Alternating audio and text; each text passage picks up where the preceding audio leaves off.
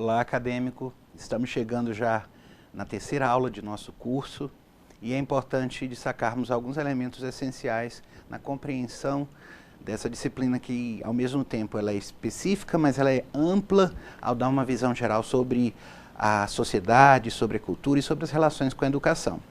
Em nossa terceira aula, como você está observando no ambiente virtual, nós deixamos a temática voltada para o multiculturalismo. E aí você deve estar se perguntando, mas por que multiculturalismo? Obviamente, a ideia do multi vê a quantidade, a diversidade e a criação de muitos espaços.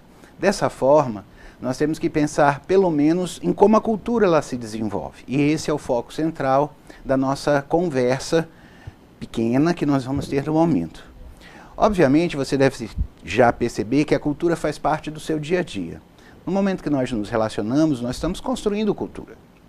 No momento em que você está assistindo essa pequena inserção dentro do seu espaço virtual, isso também produz uma certa cultura. Mas, de um ponto geral, a cultura ela é classificada nos espaços gerais em três grandes áreas. Uma cultura dita erudita, uma cultura chamada de popular e uma terceira chamada de cultura de massa. Bem, o que é a cultura erudita? Basicamente, é aquela desenvolvida pelas sociedades que dominam. Então, você já deve ter visto em filmes, em repercussões diversas em noticiários, o modo de vida que as pessoas de alto nível passam a ter.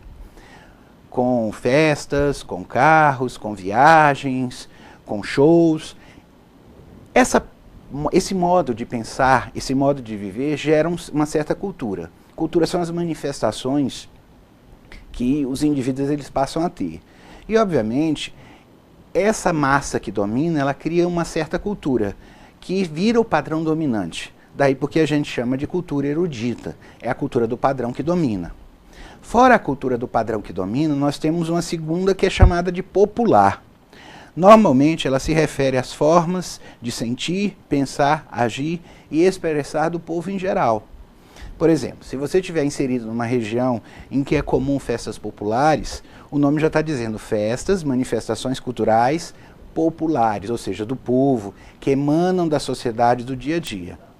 Talvez você esteja até se perguntando, mas nessas festas ditas populares, não há participação de classe dominante? Claro que há, mas basicamente ela não fluiu de quem dominava, ela fluiu de quem estava na base, que muitas vezes é excluído da sua possibilidade de interação.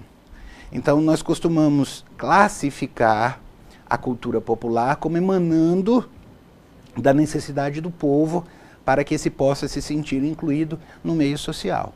A terceira cultura, ou forma de classificar a cultura, é a chamada cultura de massa, que basicamente se refere também à cultura popular, era do povo, livre, muitas vezes exótica e lúdica, mas ela passa a ser manipulada pelo mercado e se torna uma mercadoria passível de ser vendida.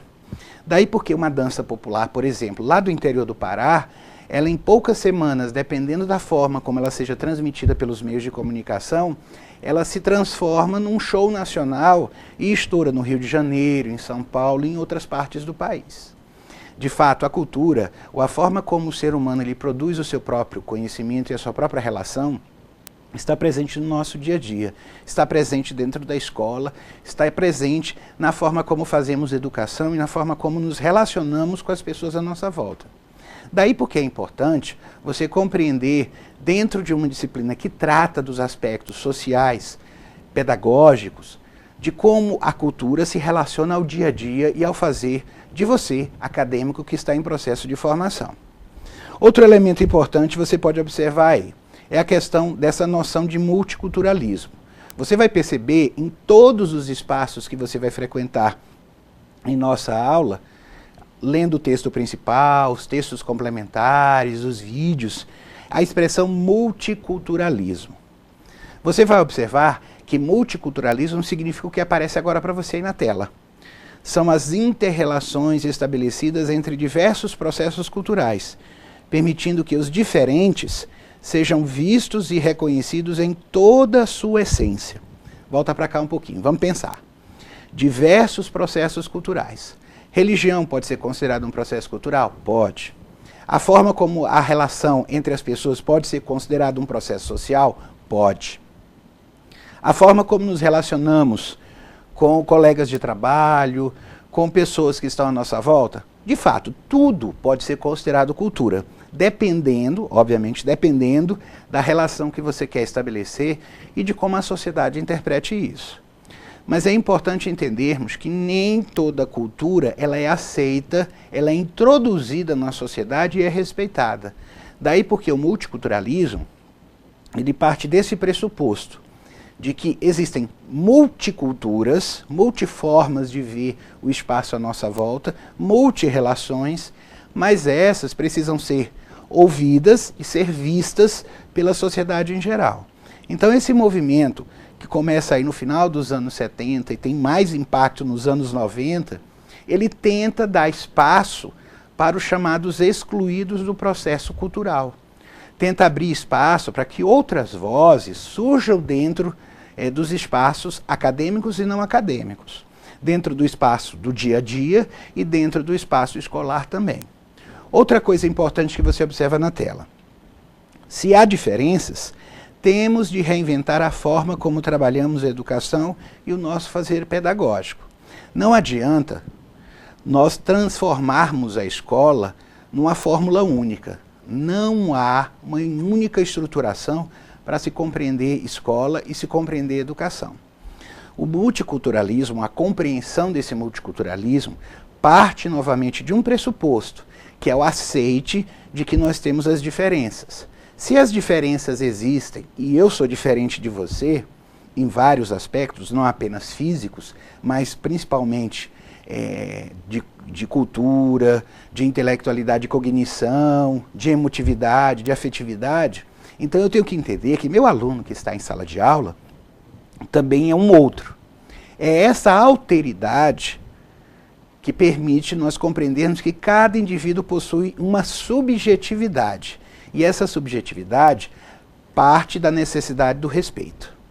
Dessa forma, nessa aula de hoje, você vai perceber a importância de tratar os diferentes de forma diferente, porque é isso que se espera nessa base do multiculturalismo, de nós compreendermos que as pessoas agem de formas diferentes e que as culturas se manifestam, não havendo a priori ou a princípio uma cultura melhor do que a outra. Na realidade, nós estamos numa sociedade dita democrática em que as pessoas constroem os espaços. E dessa forma, as formas culturais também são construções que dependem dessa defesa do espaço coletivo. Finalizando, você vai encontrar algumas problemáticas que surgem com o multiculturalismo. E isso é importante você atentar na medida que você estiver lendo os textos que estão disponíveis no nosso espaço virtual, no Espaço Educa. É importante você entender que o multiculturalismo ele é polissêmico. Poli, ou várias, semia significados. Então você vai ter significados diferentes para a noção de multiculturalismo. Então não se apegue a uma única visão sobre multiculturalismo. Em nosso material, nos vários textos e em outros espaços que você vai visualizar, nos links, por exemplo, você vai encontrar possibilidades de entendimento do que é multiculturalismo. Todos eles são possíveis e são válidos, são essenciais para você compreender o que de fato é o multiculturalismo. Dessa forma, só voltando para a nossa tela, é importante entender o que está citado aí por Kandô no nosso texto complementar de hoje. O multiculturalismo ele é atravessada pelo acadêmico e o social, pela produção de conhecimentos, pela militância e pelas políticas públicas. É essa compreensão mais geral que Kandô coloca no texto que nós incentivamos você fortemente a ler sobre multiculturalismo, que é a realidade que nós vivenciamos. É esse dia a dia, essa construção ampla, múltipla, polissêmica, que você verá e que você é incentivado a estudar. Dessa forma, faça a leitura do texto que deixamos aí para você e boas leituras e bom estudo.